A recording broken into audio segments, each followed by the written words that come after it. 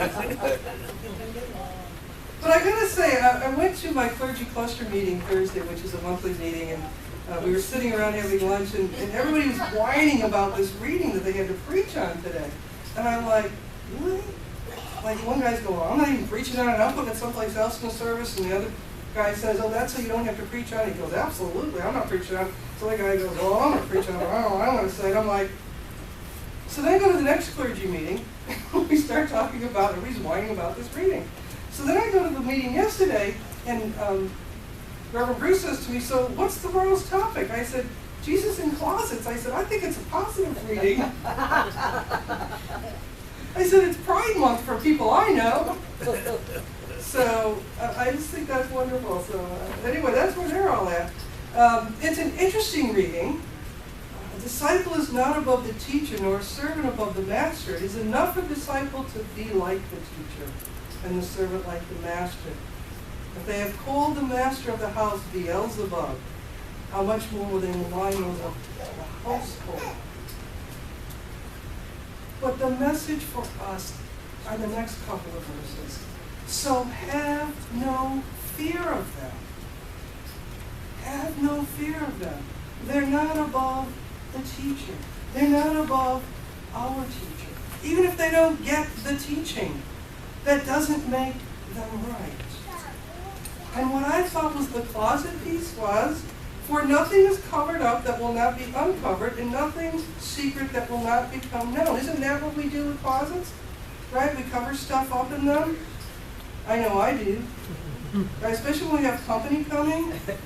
Right? Throw it in the closet. Right? And shove it in back. You know, the problem with our closets is not all the lights work, and so this morning I went into the closet where I leave some of my clergy stuff, and Mary apparently had been cleaning this week while I was away at these meetings, so I tripped over the suitcase she had put on the floor there, and I'm like, closets! Closets! Yeah. So the thing is, we want to unpack those closets and find out the surprises that are in them that we were afraid when we put them there, and we take them out and we go, why am I afraid of this? Why am I afraid of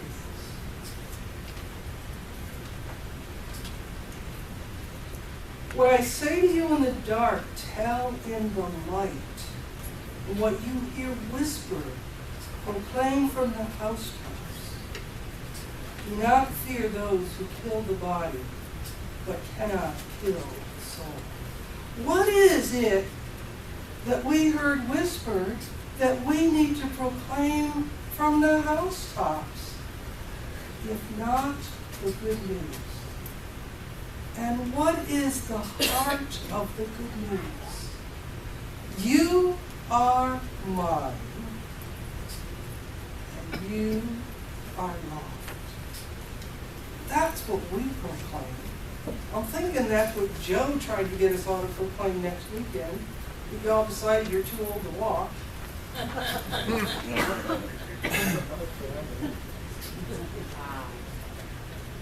The good news. Proclaim the good news. March with the United Church of Christ next Saturday night in the St. Pete Pride Parade, and you will know that you are part of the good news. You will know that United Church of Christ is in that parade this year as it is all these past years, as it is all around this country. Because it is a church that believes we are all and each about the good news. And we are proclaiming that to the world. I have to say, even though they put the parade at night and it seems like we're going to be in the dark again, like we're in a closet, but we're not. Okay? We're in the dark, but we're not, because we are the light. And we're going to bring into the light all the good stuff that we know is our stuff. And our stuff is the stuff of love. Just like the stuff that Jesus shared was the stuff of love. That's what it's about for us. I was reading Greg Carey. I didn't think I had time to read, and I didn't do books on tape in the midst of all the driving. He says, Jesus' message is for us to live beyond fear. Live beyond fear. How often do we get this message from Jesus? Mary, do not fear. The Lord is with you. Do not fear. I am with you always until the end of time. Do not fear. How many of us are still afraid when we walk into a dark house and there aren't any lights on, and you have a beloved who left the keys in the front door again? Do you go around the baseball bat and check all those dark rooms? I'm the beloved, just so you know. Okay? I think I'm still the beloved. But I do that. Sometimes I get up in the morning to get the paper, and I can't find the keys. It's because they're still in the front door. Are we still afraid of the unknown? You know what? Bring it out into the light. What's the first thing you do when you walk into a dark house? Flip all the lights on, right? You got to turn the lights on. Right? And that's how we learn to be safe, by walking in the light. By being in the light. But this wonderful preacher goes on to say, these words have brought peace to many a Christian over the years. To me, however, they also bring fear and trepidation. Not once in my life have I found it comforting to be told not to fear. What about us? It's not like, did you just go in one ear and out the other? Do not fear, do not fear. She said it again, right? She's preached on this 3 or 4 times already this year. So, in this ear, out this ear, and it's not part of my life. Where do we get it? How many of us say, I'm going to go home today, and in some situation where I would normally be afraid, I'm no longer going to be afraid. So, the dead frog at the bottom of the pool mirror. It's your turn. Because I've got 1,000 turns already. What is it we fear? And truly, when you bring it out into the light, is it no longer something to be afraid of? I remember coming out to my family. I was old when I discovered who I was, really. And I invited my younger brother and his wife to come down and visit me and have lunch with me. We lived about 3 hours apart. We lived in upstate New York. And I'm sitting here at the table, and they're sitting at either end. So it was like the proverbial tennis match or ping pong match, you know, where you're going like this all through dinner. And finally we get to the end of dinner, and my sister-in-law says to me, what is it you made us drive down here, leave the kids home, so you could tell us? And I said, you need to know I'm a lesbian. And she said, oh my God. Is that all it is? We thought you had cancer. True story. You bring it out into the light. When I told my other sister-in-law, she said, we wondered when you were going to figure it out. Oh, wow. It makes you mad they didn't tell you. You think they might have mentioned it so I could have known a few years earlier? Yeah. When we had our Holy Union, we got her and her towels from that same sister-in-law.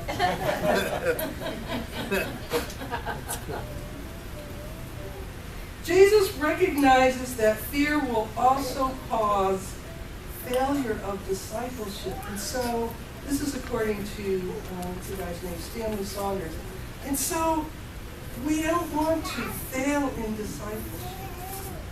We want to be those, if not bold people and not fearless people, at least sort of not afraid people. Sort of people who will walk into the closet, turn on the light, stand the suitcase back up without swearing at whoever you put it there, and see that it's nothing to be afraid of, nothing to be upset about. We've got to get that message out to other people who don't know what we know, and that is how loved we are. We get that. Raise your hand if you don't get that. Go ahead, be bold, be fearless. Raise your hand if you don't get that. Do you get how loved you are? Okay.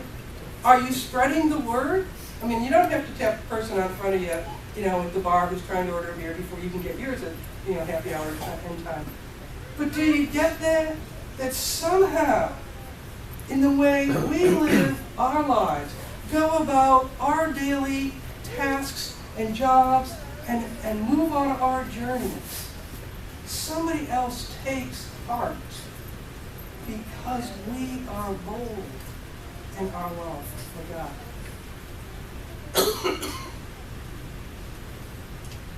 I love this part of the passage where Jesus reassures us. Are not 2 sparrows sold for a penny? Yet not one of them will fall to the ground apart from your God knowing that. I think about this probably more than most people, because every time I find an animal that's been killed on the road and just left there, whether it's one of our seabirds or whether it's a squirrel, which is what I saw this morning, or whatever it is, I offer a little prayer for the soul of that creature. And I say, you know what? You're home with God. Isn't that wonderful? But do we get that? How much God loves all of God's creation? Every little tiny creature is cared for. And aren't we, except mosquitoes, is that what you said? Yeah. But here's what you say. I'm sorry I honor you. You know, we say that, what about when we eat meat? I said that to a friend of mine. Her name's Nancy Cushman, so don't act like you know this came from her. And we were having dinner one night, and I was kind of trying to do that quasi-vegetarian thing that I tried to do. And I was trying to explain to her why I did it, because I was trying to honor the life that, that I might take by eating a cow or a pig or some other animal. And she said to me, in all seriousness, what about the wheat in that roll that you're eating? Do you feel sorry for the grain of wheat that you killed so that you can eat that? And that's a whole other reality. And so what we learned from some Native American folks is to honor it. To honor it. And we just need to kind of honor that stuff. The sparrow is cared for. You are cared for. Every hair on your head is numbered. I will not mention names, but for those of you who are counting them, every one is numbered. Some of us count, have an easier counting job than others of us. I get that. When my brother-in-law was younger and had hair still, my sister would stand over him, and he would be sitting at the kitchen table, and we'd be talking, and she would stand over him and she would kiss the top of his head. And then she would kiss the top of his head again. And the third time she kissed the top of his head, I said to him, Homer, kiss another one goodbye. They're all gone. But think about that metaphor. If every hair on our head is numbered, think about it. David's tried to count mine, it's just uncomfortable. Think about it. What does that say about the God who created you in God's own image? How loved are you? Every time you stub your toe, or whatever happened, God's there. Rick Morley tells us about fear. It's the fear that will be found out that we most fear. The fear that will be found out. That's this thing that's farthest back from the closet, right? That's the one that doesn't get to see the light of day.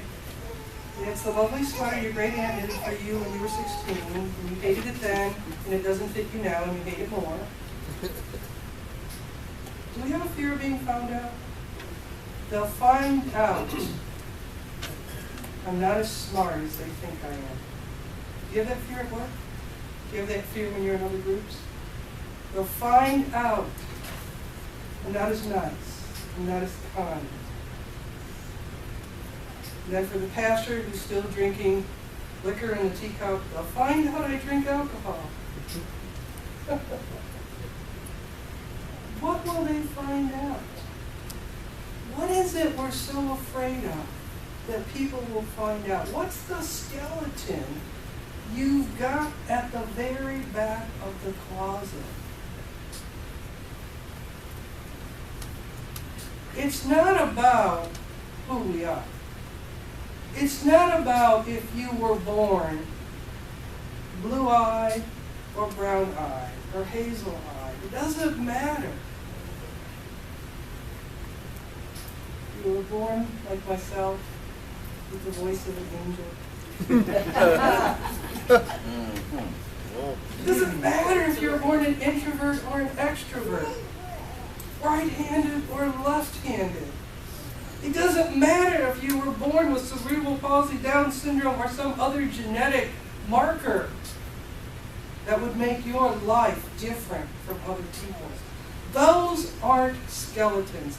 They're just facts of life. Skeletons. Not what we are, but what we've done that we don't want anybody else to know. Those are the skeletons. Deepest in the closets. Is it a DUI I got or a speeding ticket? Anybody get a speeding ticket besides me? Anybody get more than one? I only have one, officer. Thank you so much for stopping me. I'm so glad you told me I was 25 miles over the speed limit. Wow. No, I was teaching at the time. I was on the ramp to the university. I said, oh, I have a student who's in so much trouble. I need to meet with the student, but thank you so much for stopping me. They nailed me by helicopter. That's how fast I was. So, it makes a difference, though. You hire a lawyer and you don't get points and you pay big money. What is it we don't want people to know? We don't want them to know about our addictions? Come on, look at one another. We know what our addictions are. I'm not an undereater.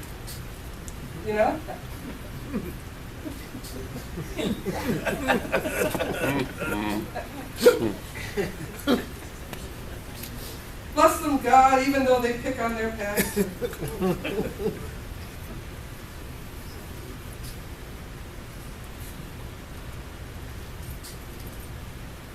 Here's a newsflash. When you get to the back of the closet, and you think nobody sees anything in the dark, Jesus is sitting there with a little flashlight.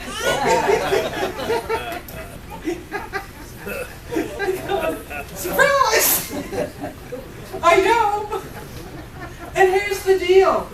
Surprise! I know! And I love you.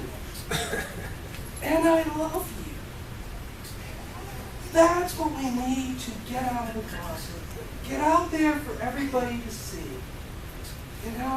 I'm not the perfect pastor. I know you tell me that most of the time. You tell me what phone calls I got this week to that effect. And sometimes you send emails, sometimes you publish them on Facebook. I appreciate the private messages better. None of us is perfect. But we beat ourselves up when we're not. Get rid of that. Get rid of that. Walk into that closet boldly. Look for Jesus. And go over and give him a big old hug because he loves you no matter what. That's what closets are about. Right? You don't get them on house hunters unless they're big and spacious and you can see well in them, right? Right? Houses sell better with big closets, right? Or lots of closets, right? But not little tiny ones where you get, can hide stuff. Wait a second, I sell old houses, they're all tiny. They're all tiny, huh? What can I say?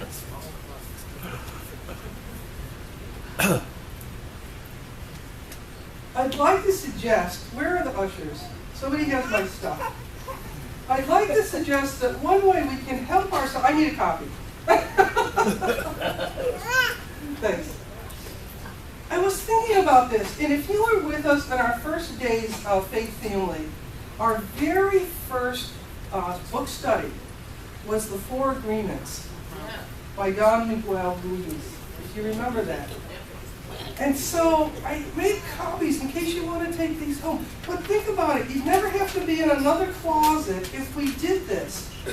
Be impeccable with our word. Sure. What is it they say? If you tell them the truth, you don't have to remember what it was? Right? You don't have to stop and think about your story. Speak with integrity. Say only what you mean. Avoid using the word to speak against yourself or to gossip about others. Now, I know nobody here does that. I know nobody here does that. And I suspect there are people who do not gossip about other people. I'm not sure I've met any of them. Not sure. But how many of us speak against ourselves? How many of us in our heart of hearts belittle ourselves, put ourselves down, doubt ourselves, think ugly things about ourselves, and believe everybody in the world thinks the same thing? Not true. Don't do it. Don't put yourself in that closet. This will keep you out. Don't take anything personally. I remember the very first time somebody called me a fat old lady. It was a group of, I want to say probably high school age kids. I was pulling out of a McDonald's. It was a giant bag of food for Mary. No, I was pulling out of a McDonald's. And they wanted the spot, or they thought I was taking too long or something. So they said, come on, you fat old lady, get out of the way. And, you know, and I wanted to say to them, I'm not that old. But here's the deal. You don't take it personally, because it's not about you, it's about them.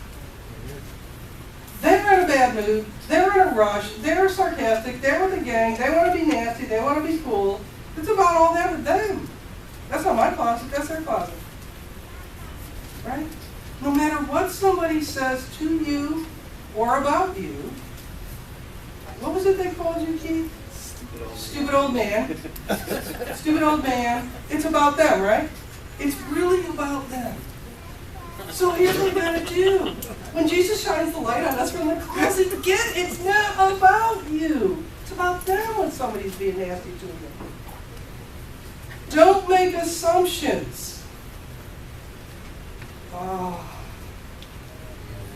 Raise your hand if you were a person this week who did not make any assumption at all during the week.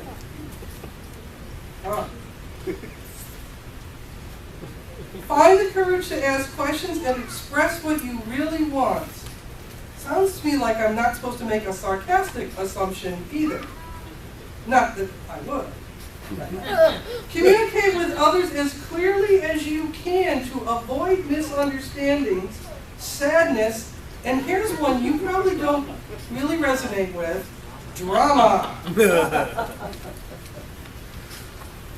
With just this one agreement, you can completely transform your life.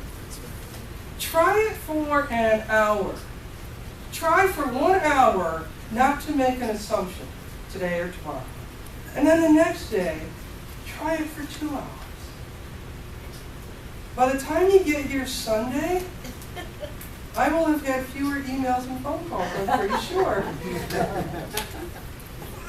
And the fourth, always do your best. Because here's the deal. Jesus is in the closet shining the flashlight, and he knows we do our best and loves us. And even when we screw up, he loves us. So do our best. Sometimes our best isn't what we want. So don't beat yourself up when it's one of those days. I know I had several days after my mother died where I beat myself up thinking I could have been better. I could have been more patient. I could have not resented her brushing that one tooth for 10 minutes every night. It's not funny, it's real. It's really real. And then when you check with people who work with the elderly or work with people who are in the situation, it's just part of their situation. But here's what I learned. Don't beat myself up over that. Because you know what? Here's the deal. All that's still in the back of the closet. Do you keep pulling those things out? Because I know I do sometimes. You go in the back of the closet, you go, let me pull out this thing that makes me feel really bad, and I'm just going to wear that today, because I'm in the mood to feel really bad. Don't. Just think of how much lighter it would be not to have to carry that stuff. So my suggestion is to do these. Try to have integrity with your word, not to take anything personally, not to assume, and not only to do your best, but to recognize that what you're doing doesn't feel like your best, it's still your best for that moment, and don't beat yourself up. And let me tell you, you will be bearers of the good news. You will be people that take that light from Jesus and say, let me shine this so other people can have light on their journey the way you've given me light on mine. Neat passage. Nobody else preached about it the way we did today, so let us rejoice. that we are God's beloved children. All pray. Amen.